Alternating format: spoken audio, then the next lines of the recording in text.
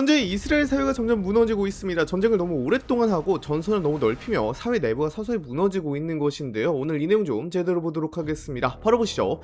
일단 충격적인 소식부터 들려드리도록 하겠습니다. 이스라엘군 내부에서 나타나는 정신적 후유증은 예상보다 훨씬 빠른 속도로 누적되고 있습니다. 특히 예비군을 대상으로 외상후 스트레스 장애와 우울증, 불안 장애 등을 치료하는 전담 조직의 도움을 요청하는 인원이 폭발적으로 늘어나고 있는데요. 과거에는 연간 약 270명 수준이었던 치료 대상자가 전쟁 이후 약 3,000명으로 증가했습니다. 불과 몇 년 사이 치료 수요가 10배를 넘는 수준으로 확대된 것입니다. 더 주목해야 할 부분은 실제 정신적 충격을 겪는 인원이 이보다 훨씬 많을 가능성이 제기된다는 점입니다. 이스라엘 국가보험공단과 국방부 자료에 따르면 전쟁과 관련된 정신질환을 공식 인정받은 사람은 지난 3년 동안 약 6,400명에서 69,000명 이상으로 급증했습니다. 공식적으로 집계된 숫자만으로도 엄청난 증가세를 보이고 있는데요. 전문가들은 현재 통계에 포함되지 않은 인원까지 고려하면 실제 규모는 훨씬 클 수 있다고 보고 있습니다. 특히 외상후 스트레스 장애는 전쟁이 끝난 직후보다 시간이 지난 뒤 증상이 본격적으로 나타난 사례도 적지 않은 것으로 알려져 있습니다. 전투 당시에는 임무 수행과 긴장 상태 때문에 증상이 드러나지 않았다가 일상으로 복귀한 이후 불면증과 극심한 불안, 우울감, 감정 조절 장애 등이 나타나는 경우가 많다는 것인데요. 이런 특성 때문에 전문가들은 지금의 증가세가 끝이 아니라 시작일 가능성도 있다고 경고하고 있습니다. 앞으로 수십만 명에 이르는 참전 군인과 정착민 가운데 상당수가 지연성 외상 반응을 겪을 수 있으며 사회 전반에 장기간 영향을 미칠 수 있다는 우려도 함께 나오고 있습니다. 특히 이스라엘군 내부에서는 군인들의 극단적 선택이 계속 이어지면서 정신건강 문제가 더 이상 개인 차원의 문제가 아니라는 지적도 나오고 있습니다.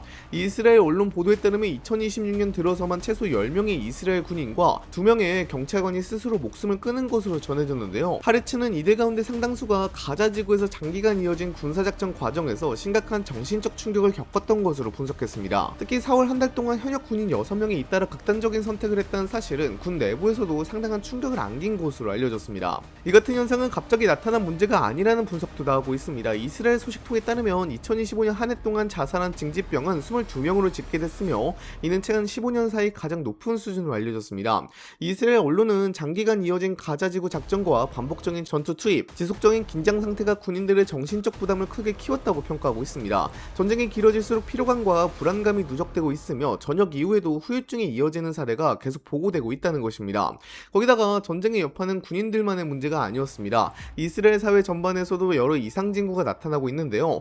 여러 자료에 따르면 가정폭력은 약 65% 증가했고 전체 인구의 3분의 1이 불면증을 겪고 있는 것으로 전해졌습니다. 참전 군인들 사이에서는 알코올과 항정신성 약물 남용 사례도 늘어나고 있습니다.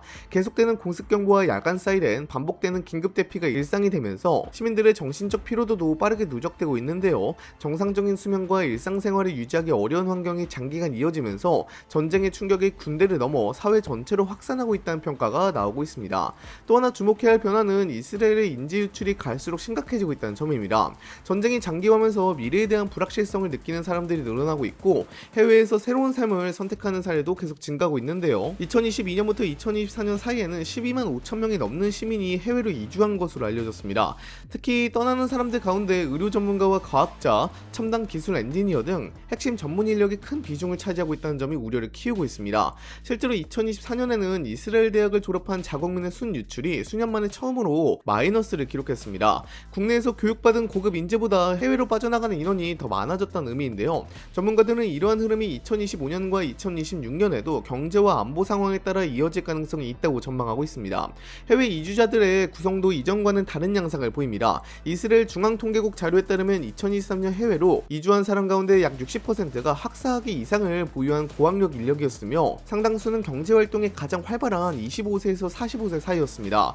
노동시장과 산업 현장에서 핵심 역할을 담당하는 연령층이 빠져나가고 있다는 점에서 장기적인 부담이 커질 수 있다는 분석도 나오고 있습니다. 전쟁이 길어질수록 이스라엘이 감당해야 하는 경제적 부담도 빠르게 커지고 있습니다. 막대한 규모의 국방비와 군사작전 비용이 계속 투입되면서 정부 재정에도 상당한 압박이 가해지고 있는데요. 전쟁이 시작된 이후에는 예비군 동원과 무기 조달, 요격미사일 운용, 피해 복구 비용까지 동시에 늘어나면서 국가 지출이 크게 확대됐습니다. 이에 따라 재정 적자도 빠르게 증가하고 있으며 정부는 추가 국채 발행과 예산 조정 등을 통해 부족한 재원을 마련해야 하는 상황에 놓여 있습니다.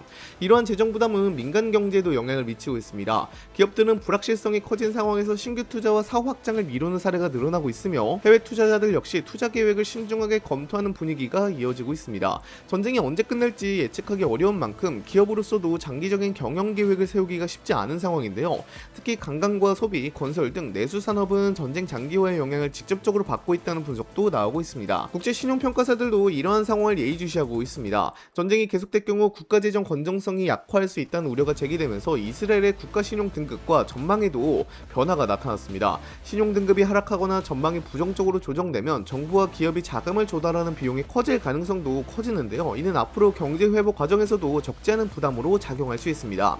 전문가들은 전쟁이 단기간에 끝나지 않을 경우 국방비 부담과 경제 성장 둔화가 동시에 이어질 가능성을 우려하고 있습니다. 국가 재정을 방어하기 위해 세금 인상이나 복지 예산 조정과 같은 추가 대책이 논의될 가능성도 제기되고 있으며 전쟁이 길어질수록 경제 전반에 미치는 부담 역시 더 커질 수 있다는 전망이 나오고 있습니다. 하지만 그렇다고 해서 전쟁이 쉽게 끝날 것 같지는 않아 보입니다. 많은 사람은 이스라엘이 계속해서 군사작전을 이어가는 이유를 네타냐후 총리 개인의 정치적 계산 때문이라고 생각하는 경우가 많은데요. 물론 그의 정치적 판단도 중요한 변수이지만 현재 이스라엘의 정치 구조를 살펴보면 문제를 한 사람에게만 돌리긴 어렵습니다. 지금의 연립정부는 여러 정당이 함께 권력을 유지하는 형태로 운영되고 있으며 이 가운데 일부 연정 상대들은 네타냐후보다도 훨씬 강경한 안보 노선을 주장하고 있기 때문입니다. 대표적인 인물이 국가안보장관 이타마르 벤그빌입니다. 그는 가자지구와 레바논, 서한지구 문제에서 지속적으로 강경 대응을 요구해온 정치인으로 알려져 있는데요. 군사작전을 확대해야 한다는 의견을 여러 차례 밝혀왔으며 휴전이나 협상을 통한 문제 해결에도 부정적인 태도를 보여왔습니다. 이런 이유로 국제사회에서는 벤그비르를 비롯한 연정 내 강경파가 이스라엘 정부의 안보 정책에 상당한 영향력을 행사하고 있다는 분석이 꾸준히 제기되고 있습니다. 현재 네타냐후 총리도 이러한 정치적 현실을 무시하기는 쉽지 않은 상황입니다. 연립정부는 여러 정당의 의석을 기반으로 유지되기 때문에 강경 성향 정당들이 연정에서 이탈할 경우 과반 의석이 무너질 가능성도 있기 때문입니다. 실제로 일부 강경파 정치인들은 정부가 휴전이나 군사작전 축소에 동의할 경우 연정을 탈퇴할 수 있다는 취지의 경고를 내놓기도 했습니다. 이는 외교적 판단뿐 아니라 국내 정치까지 함께 고려해야 하는 복잡한 구조라는 의미이기도 합니다. 이러한 정치 구조는 앞으로의 중동 정세를 예측하기 어렵게 만드는 핵심 변수 가운데 하나로 평가됩니다. 휴전이 성사되더라도 국경 지역에서의 군사적 긴장이나 제한적인 충돌이 이어질 가능성을 배제하기 어렵고 연립정부 내부의 정치적 이해관계에 따라 정책 방향이 언제든 달라질 수 있기 때문입니다. 여기에 더해 이스라엘이 직면한 또 다른 과제는 국제사회의 시선이 갈수록 냉각되고 있다는 점입니다.